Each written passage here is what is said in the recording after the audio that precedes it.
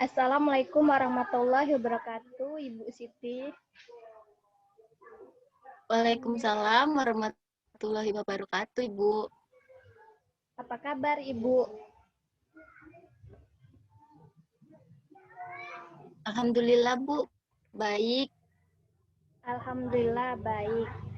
Maksud saya untuk mengundang Ibu melakukan Zoom ini karena saya akan menyampaikan hasil tes psikologi anak Ibu yang bernama Vidya. Berhubung kita saat ini sedang pandemi, maka kita melakukannya melalui Zoom ya, Bu. Ada beberapa poin penting yang akan saya sampaikan, yaitu mengenai hasil intelijensi, minat dan bakat, serta arah pilihan jurusan dan karir anak Ibu. Apakah Ibu sudah siap melihat hasil tes psikologi anak Ibu? Ya, Bu. Baiklah.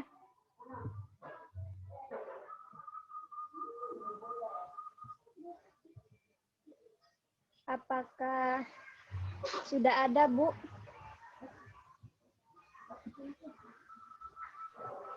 Sudah, Bu. Baiklah. Jadi, hasil tes psikologi anak Ibu yang bernama Vidya yang telah dilakukan pada minggu lalu, skornya itu tes intelijensi skornya 121,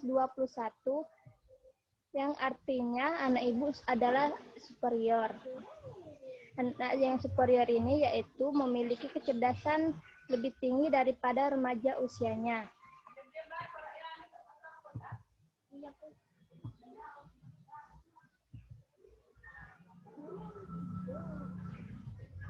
Bakat ini terkategori menjadi 7. Yang pertama itu kemampuan verbal, ini skornya 85, terkategori tinggi.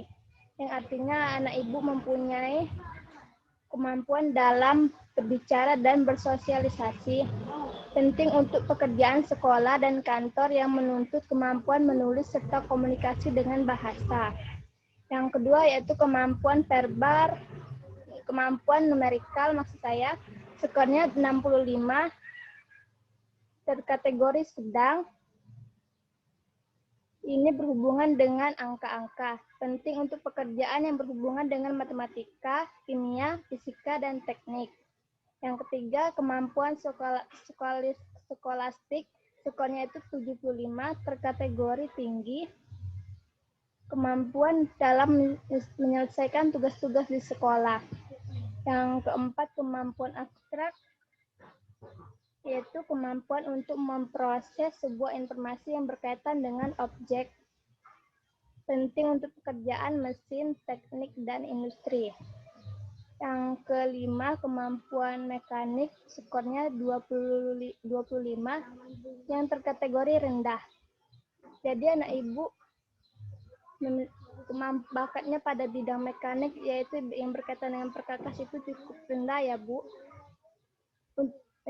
Kemampuan mekanik ini berhubungan dengan kerja mesin, listrik, dan komputer.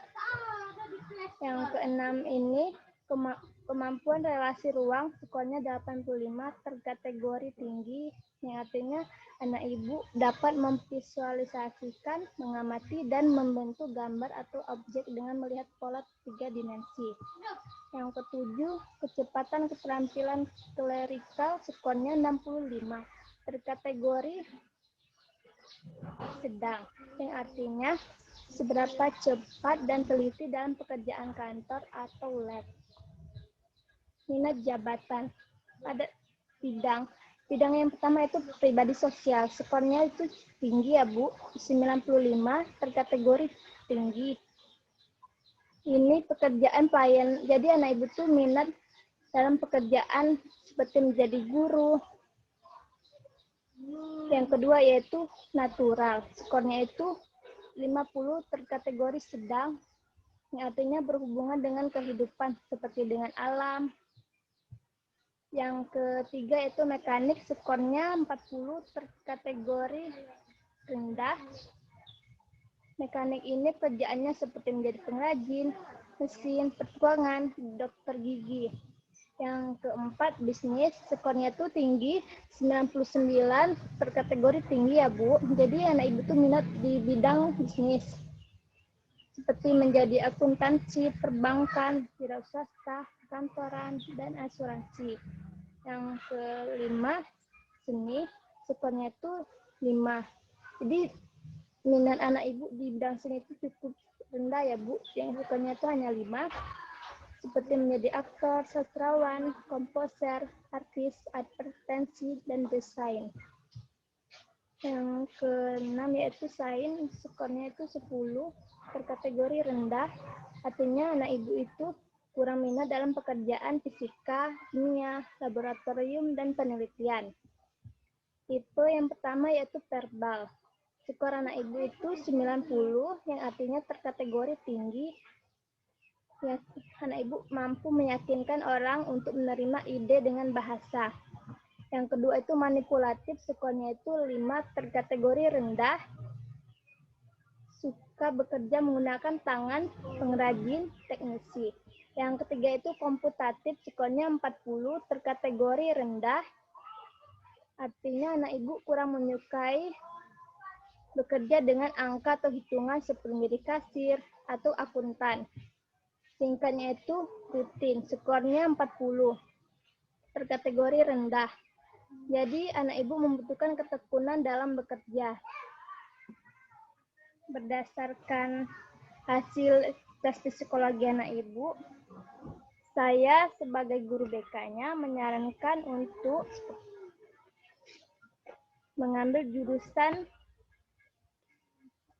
manajemen. Nanti jika anak Vidya ingin melanjutkan ke perguruan tinggi, jadi lebih baik ibu sebagai orang tuanya menyarankan anaknya untuk memilih jurusan manajemen, karena dalam jurusan manajemen diperlukan kemampuan berkomunikasi dan bersosialisasi. Anak ibu mempunyai minat dan bakat pada bidang tersebut. Jurusan manajemen ini bisa menjadi pegawai bank, pegawai asuransi, dosen, wirausaha, dan sebagainya. Sampai di sini apakah ada yang ingin ditanyakan, Bu?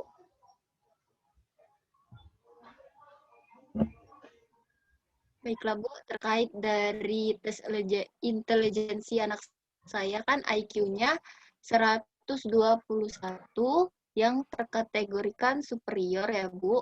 Nah, bagaimana itu menghadapi anak yang superior itu Bu? Terima kasih. Bagus sekali ya Bu pertanyaannya. Baiklah, saya akan menjawabnya.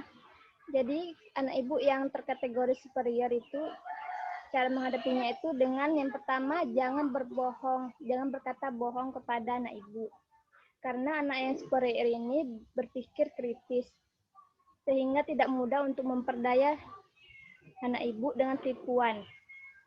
Mereka itu memiliki pemikiran yang jauh di atas anak pada umumnya, layaknya pemikiran orang dewasa. Jadi anak yang superior ini seperti anak ibu yang bernama Vidya itu, dia itu tidak mudah untuk dibohongi karena pemikirannya itu sudah seperti orang dewasa. Yang kedua yaitu berdiskusi lebih baik daripada memerintah. Cara menghadapi anak superior dengan kelebihan mampu mengatur dirinya sendiri, ini tidak suka diperintah atau diberikan aturan yang sifatnya sepihak. Jika ingin menentukan sesuatu yang berkaitan dengan anak ibu, sebaiknya didiskusikan terlebih dahulu, ketimbang membuat keputusan sendiri yang bentuknya tidak disukainya. Jadi ketika ibu ingin menetapkan sesuatu, alangkah lebih baiknya berdiskusi terlebih dahulu dengan anak ibu ya. Yang ketiga, berikan waktu bermain yang cukup. Meski anak ibu pintar dan lebih cepat dewasa dalam pemikiran, cara menghadapinya anak ibu itu disesuaikan dengan usia anaknya ya Bu. Anak superior juga memerlukan waktu untuk bermain, bukan hanya ia harus selalu belajar dan belajar. Jadi ibu itu berikan waktu anak ibu untuk bermain ya Bu. Jangan selalu biarkan ia terus belajar, karena dia juga membutuhkan waktu untuk menenangkan diri atau bermain bersama teman-temannya. Yang keempat yaitu hindari untuk memarahinya. Anak superior juga terlibat dalam kenakalan ya Bu. Terkadang juga anak yang superior ini juga nakal Bu.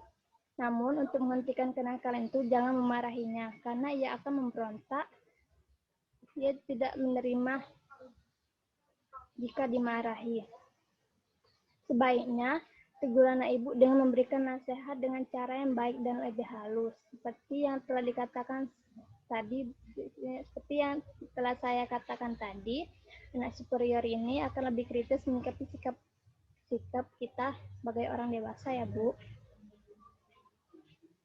Yang kelima yaitu bantu anak mengembangkan potensi yang dimilikinya.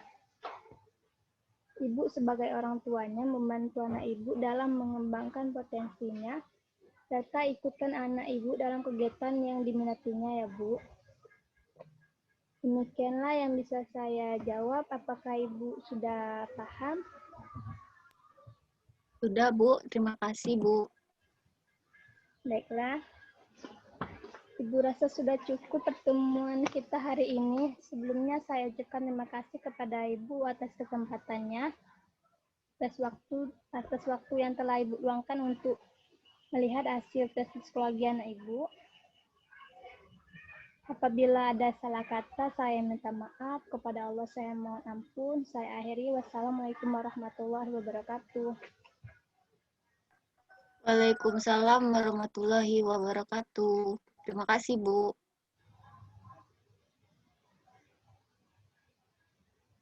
Sama-sama.